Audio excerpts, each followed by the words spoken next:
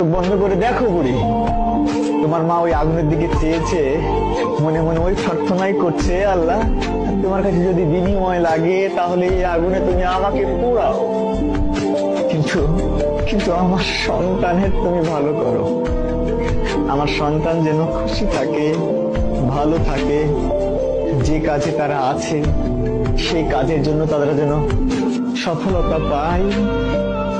আর তুমি তুমি কি করছো? তুমি এখানে এসে খুবই আরামে আরামে দিন পার করছো তো? ও মেয়ে, তোমার কি বিবেক আছে?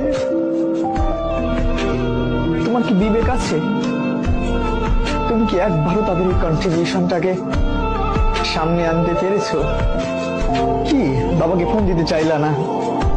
বাবার হার্ট অ্যাটাক করবে, ওই অনুভূতি তো আছে যে তোমার নিউজ, খারাপ নিউজ পেলে বাবা হার্ট অ্যাটাক করতে পারে। তাহলে কতটা যন্ত্র